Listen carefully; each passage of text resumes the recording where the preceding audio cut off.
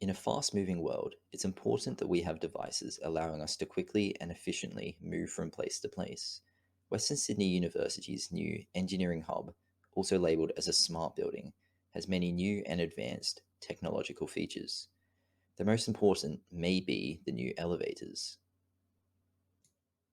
In a fast moving world, it's important that we have devices allowing us to quickly and efficiently move from place to place.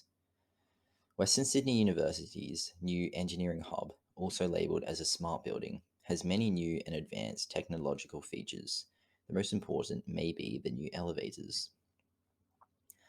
The engineering hub, otherwise known as the PEIH, was first opened in 2021. And now that some time has passed, it is appropriate for users to determine the effectiveness of its inner parts. This presentation will do this by having an in-depth look at the overall functionality of its elevators, looking at their specific design challenges, the successes and failures with the design, with the goal of finding areas that can be improved upon. The elevators move users between different levels of the building. These users may include students, tutors, disabled users, cleaning staff, and visitors. For the elevators to succeed, they need to meet the needs of every one of these users. The other options of moving between the different levels are stairs, which are not suitable for some of our users, such as those with a disability or mobility issues.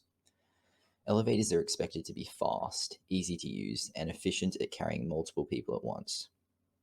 In a learning institution, it is especially important that these devices are capable of fast transportation.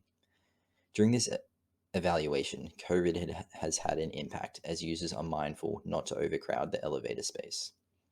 This has had an impact on speed as less users can travel at any one time.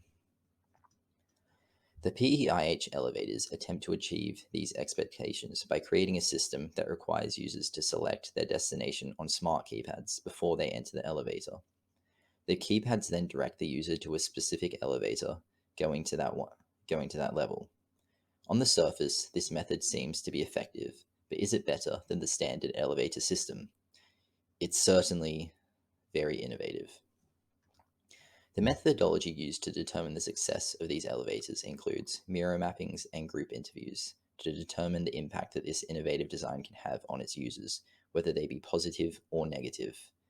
Empathy mappings are used to help visualize how different users will interact with this space. In relation to the elevators, empathy mapping has determined that most users feel comfortable using the elevators, though concerns have been raised on the lack of level buttons within the actual elevator, as well as the potential for the keypad system to slow down users when it's busy. To further explore these concerns, journey mapping has been done. Journey mapping provides a general outline of the scenario and the specific steps involved in interacting with it. Journey mapping has outlined the specific steps of use as 1. Walk towards the elevator. 2. Select level. 3. Follow keypad instructions to the lift that will take you to that level. 4. Enter elevator and exit on your desired level. An average interaction with the elevators would probably go accordingly. However, it's important to consider other steps that could present themselves. What if a user doesn't know what level they have to go to? What if they select the wrong level without noticing and have to ride the elevator all the way to the wrong level before they can change it? Now, what if those users are disabled or elderly? That could pose a significant inconvenience. Solutions to these problems include adding a level directory in the lobby and adding buttons inside the elevator. Finally, a four-site strategy plan has been made, which breaks the design process into backside, cross-site, inside, and four-side to assist problem solving and foster innovation. In this plan, problem areas such as speed, versatility, and lack of information have been further highlighted. To solve these problems, it is proposed that buttons are added to the interior of the elevators that can be used to choose levels in addition to the keypads that are already in place at the lobbies. The results via mirror mappings have indicated that the PEIH elevators could be improved upon. The lack of level buttons in the interior has potential to cause problems for users that would likely result in them getting to their destination late.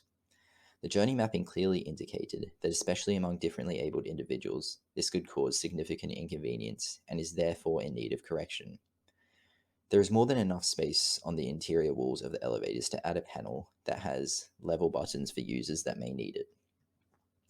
On the left side of the interior walls of the elevator, above the buttons that open and close the door, as well as the emergency phone button, it is proposed that buttons for each one of the building's levels can be added as a needed convenience that helps speed up elevators in the case that someone went to the wrong floor.